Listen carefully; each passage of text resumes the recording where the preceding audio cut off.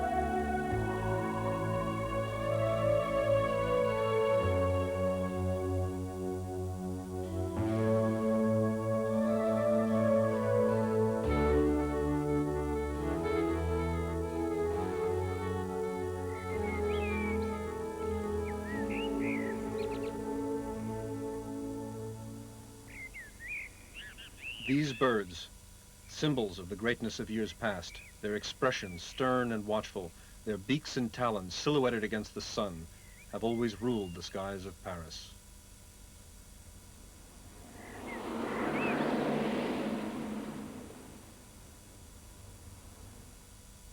Are they heroic figures or only cruel? Admired for their strength and feared for their power, birds of prey have always fascinated us. Here, over its slain mate, a stone eagle stands guard, a symbol of love beyond death.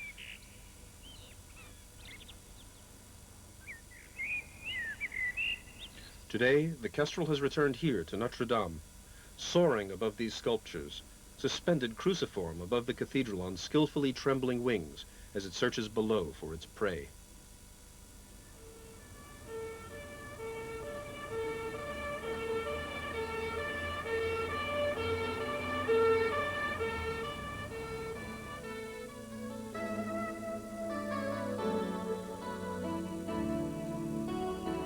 The falcons have returned to Paris, yet few see them.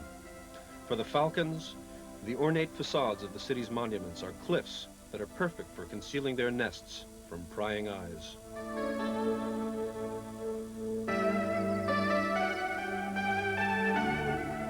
It is spring, and the gardens are in bloom.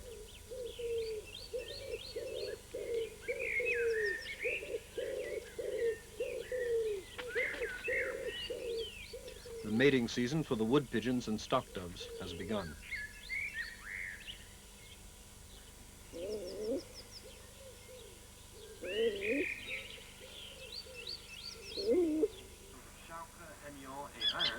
Building started in 1163.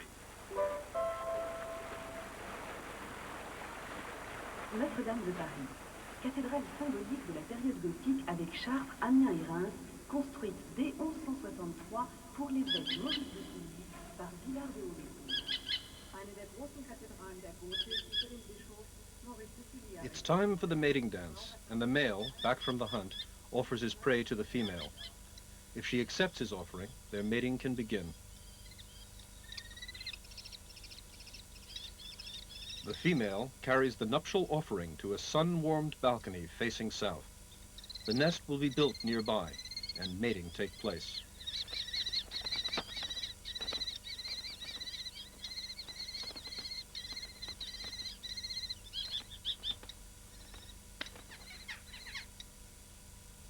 They will mate 4 or 5 times a day.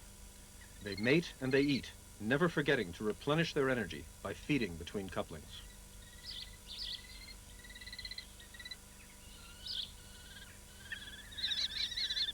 The lovebirds of Notre Dame do not live on love alone. Love goes well with plump little sparrows, and so the sparrows will have to be on the lookout.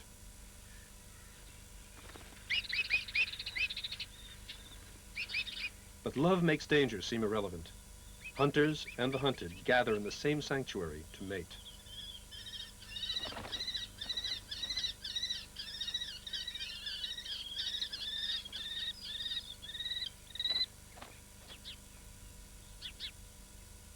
Now it is time for each bird to build its nest. Even the wood pigeons, fascinated by the nooks and crannies of the cathedral, have abandoned the trees for the ranks of stone.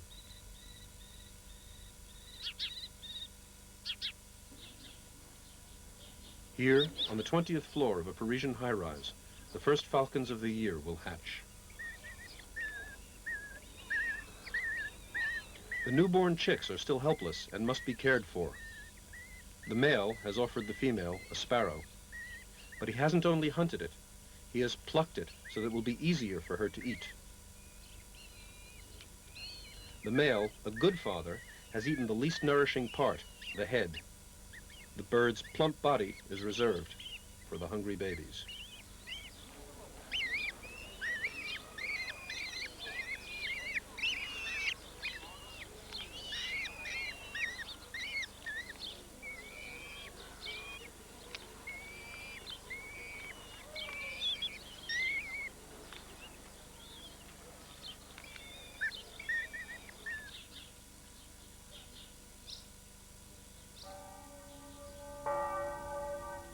Five falcon pairs have divided the enormous cathedral of Notre Dame between them. The transept demarcates their territories.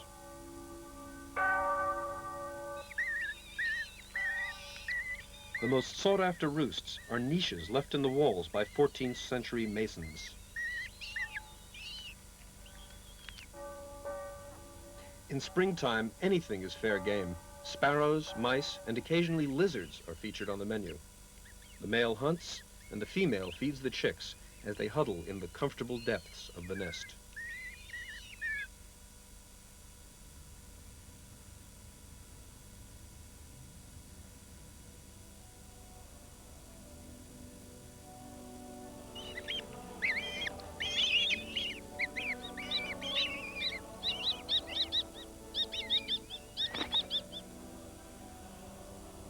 Then, between meals, some odd-looking feathered spectators oversee the mass.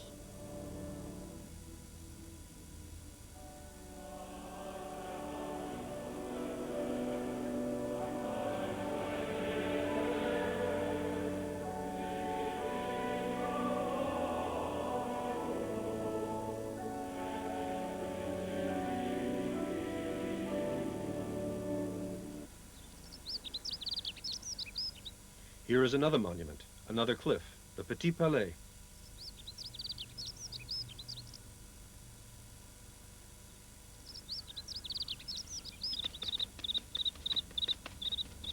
Inside the museum, the falcon has chosen to hide its nest behind a sculpture of the emblem of Paris, a caravel.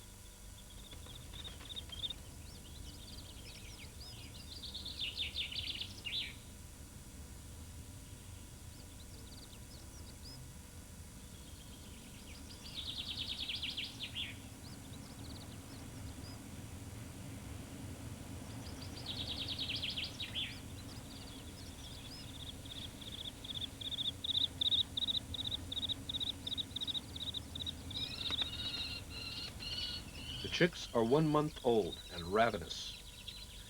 They may not be able to fly yet, but at least they can explore the stone sails of their strange ship.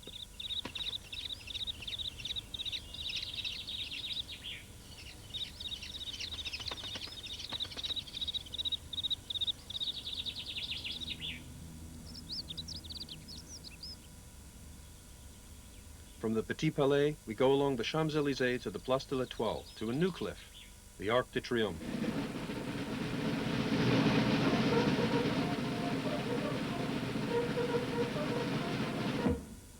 At Étoile, the falcon has chosen to nest in the bas-relief of the Battle of Austerlitz, Napoleon's great victory.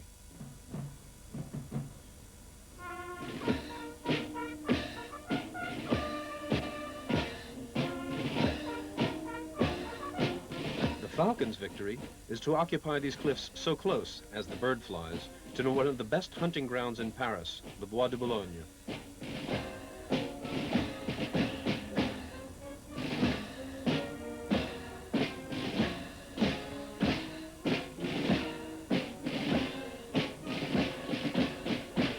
Like a guardian of the Arc de Triomphe, this falcon watches the flags and heads of state parade by below. Nothing surprises him, nothing frightens him, not even the imperial eagle.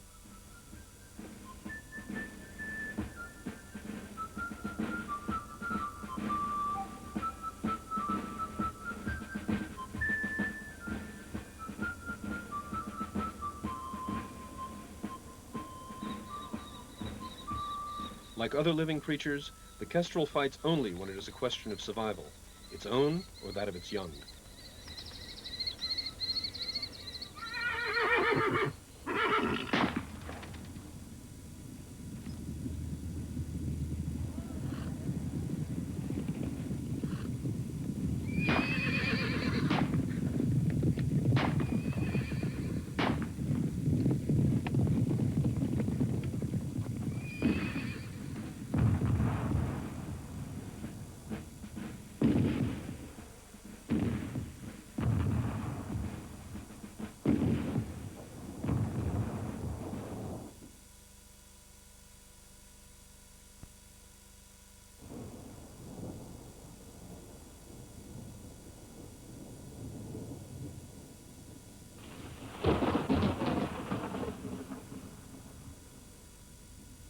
Storms are the only thing that make it nervous, the thunder and torrential rains that invade the chapels and drench the gargoyles.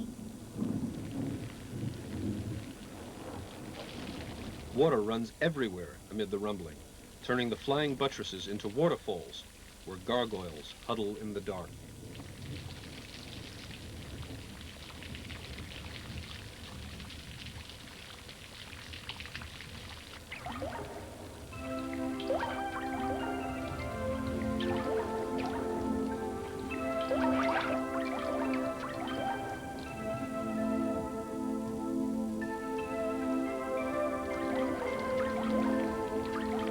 The rains have stopped.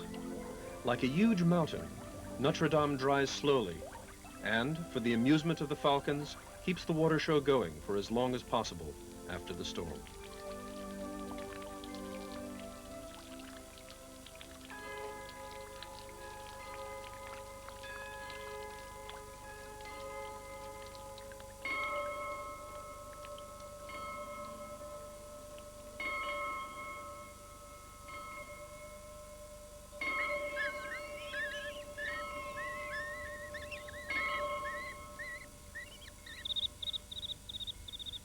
From now on, to prepare themselves for their predatory profession, the young falcons will try to pluck the sparrow of its feathers on their own.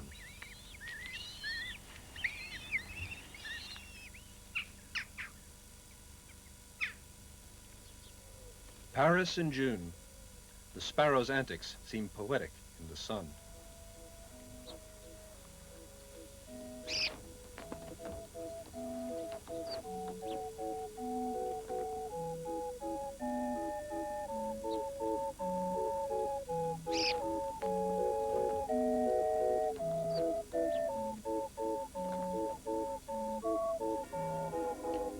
Sacré-Cœur at Montmartre is both a cliff for nesting and a hunting ground. Time has flown. The nestlings have already succeeded in their first attempts at flight. It's time for the first hunting lesson. The young bird captures its first mouse, which its father has placed nearby.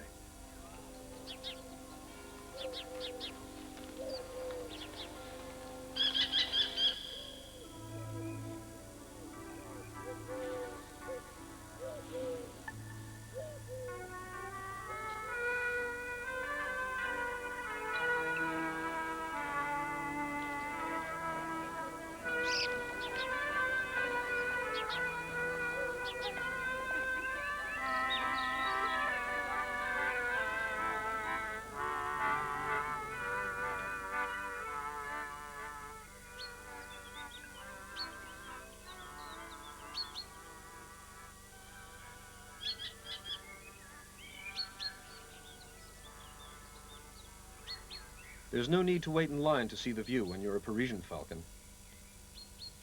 Leaving the cliffs of stone, a pair of kestrels, more than 100 meters up, have rented rooms in the Eiffel Tower.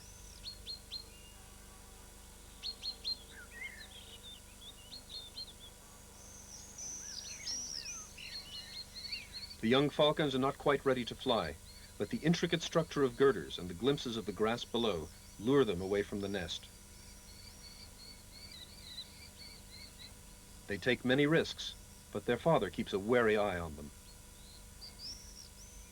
Back from the hunt, he will feed the young ones only in the nest and nowhere else. Anyone straying too far from the nest goes without lunch.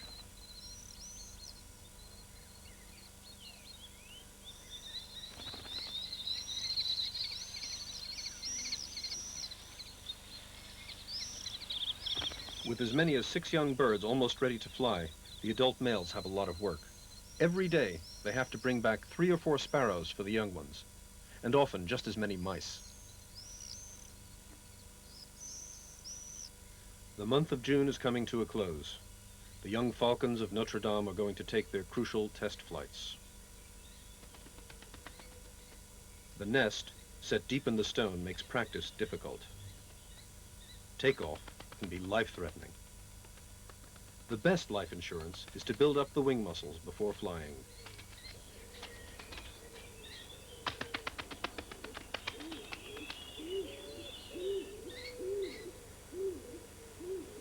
The father fixes his attention on the young falcons.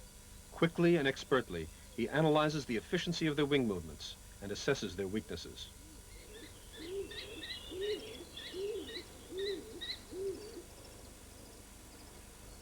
Once again, the father falcon must feed them in the nest, probably for the last time.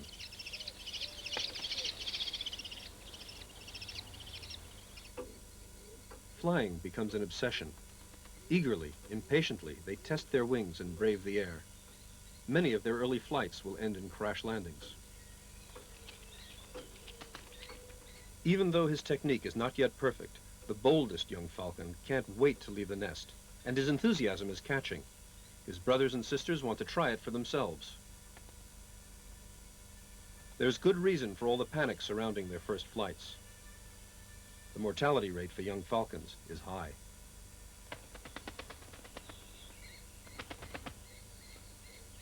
How much will they risk in order to fly?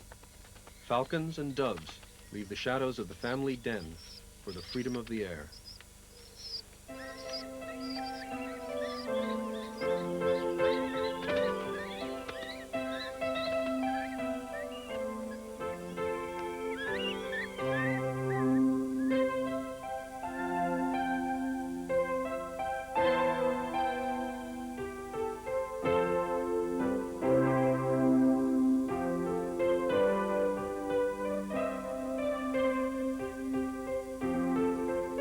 The games these young birds are playing, free for the first time in the great cathedral, have given them a taste for life.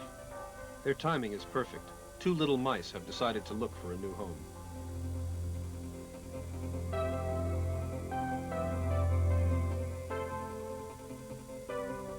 But nothing is certain. The falcon swoops upward to spot its prey.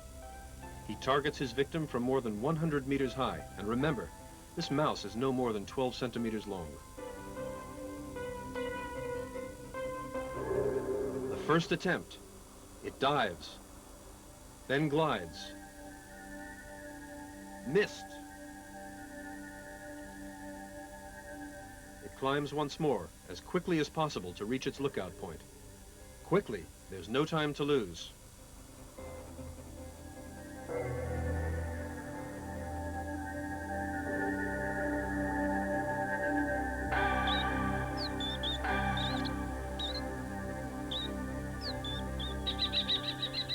A triumphant cry rings out.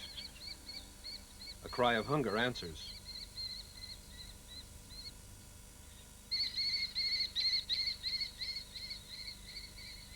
It's just like the good old days when Father brought home lunch.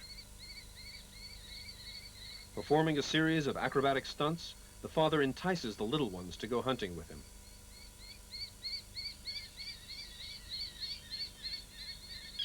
And, for their reward, he introduces them to in-flight meals. At this stage in their rearing, several nestfuls of young birds follow a foster father who leads them. Confusion and rivalry are inevitable.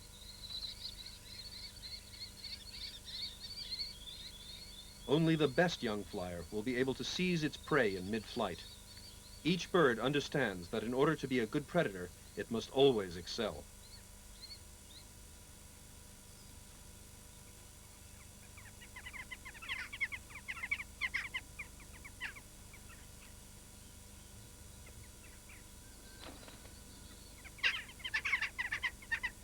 Jackdaws watch the young falcons discover Paris and its riverbanks, its houses and passers-by.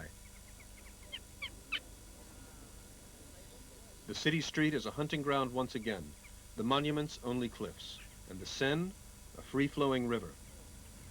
The falcons overhead seem to say that the city, which seems so hostile to animal life, can still be open country.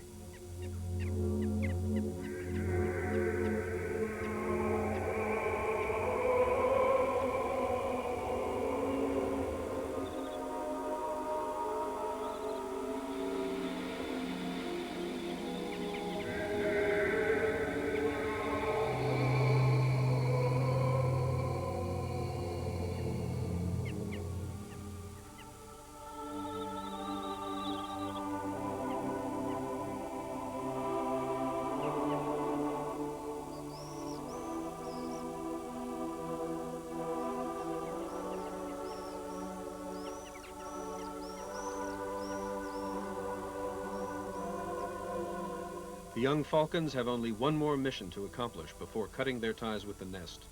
They must prove themselves as hunters.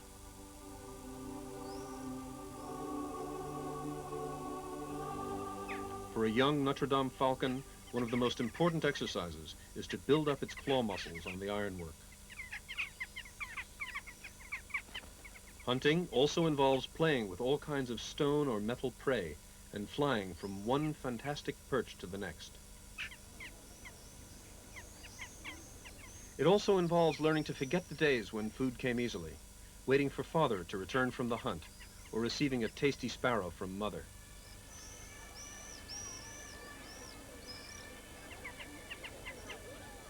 It's a question of finding your meals yourself.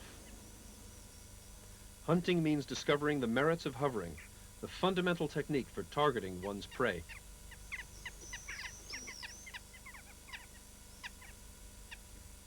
Finally, hunting means starting out as a clumsy apprentice, and one fine summer's day, you've become an expert hunter.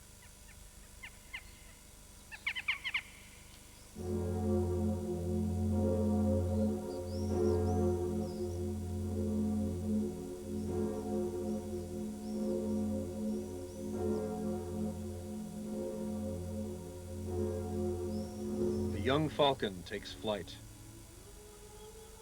Next year, if all goes well, it will start a family on another of the city's cliffs in some new territory. Perhaps it's thinking of booking a seat at the opera.